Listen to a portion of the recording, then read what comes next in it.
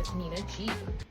In this week's Indie Artist Diaries, I wanted to talk about the inspo behind Do Me and the full mood board and character development, because there was a really strong character development in that video, and I feel like those characters say a lot about me as a person in general, and was a way for me to bring all of myself out into the world and introduce people that don't know me to me.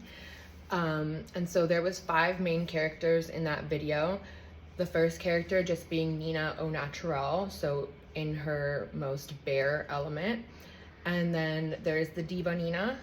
This is like housewife vibes, you know, blonde hair blowout kind of situation. Diva, Milanese diva. And then the third character is the Shura, which is like, she's gonna be really important reference, I think, along my path, but in general, I already am a Shura. I feel myself in this character very much.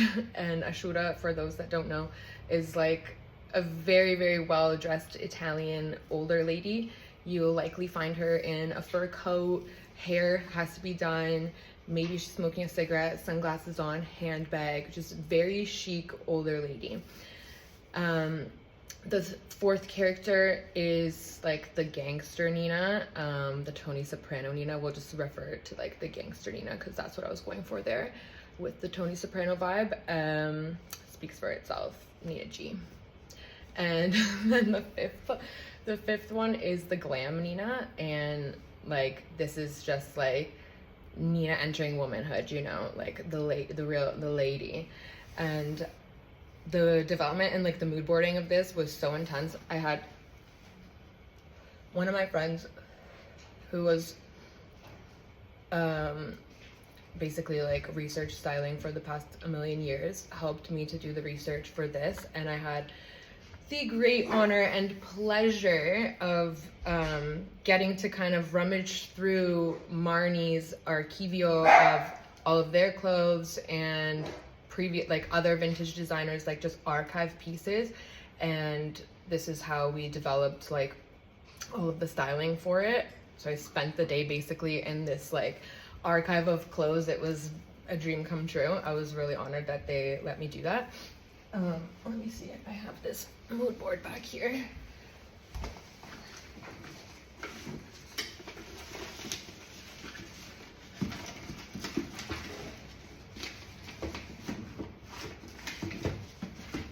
I don't know if I can get it out. Give me a second. Okay.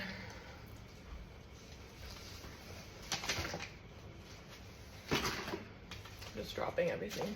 Everything's falling now. Oh, okay, we'll clean that up later. I don't have the full like mood boards and all of the references because it was extremely detailed, and there was basically like pages long for each single character. And I remember I ended up coming home with literally boxes and bags of jewelry, heaps of clothes. Like, it wasn't just about picking like a fur coat, it was about picking the right fur coat. And yeah, it turned into like something really deep, which I really appreciated. Also coming from like the fashion industry, that was really cool, just diving in a bit deeper for something personal. The Tony Soprano makeup reference was this Linda Evangelista reference from back in the day when they dressed them like men and like did the little mustaches and everything. It was super iconic, so I wanted to kind of replay that. I had wigs made for every single look, so we went really specifically into the characters, even with how the hair was done. Shout out to Fabio, he makes the best wigs here in Milan.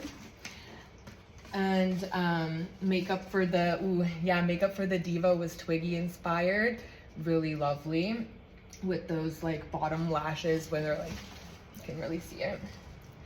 And then we have the glam references. Yeah, it was just like really great being able to select through all of these things and just think more deeply about each piece and like what was the right one and stuff like that. I think I should go into the archive every time I want to shoot a music video. That's like I think it inspired me in multiple other ways as well. So that was really fun. I really appreciated that from them, that they let me do that. And yeah, I just really wanted to bring out all of my personal characters in doing this. And once you get to know me, or if you already do know me, you'll understand, and this will make perfect sense to you.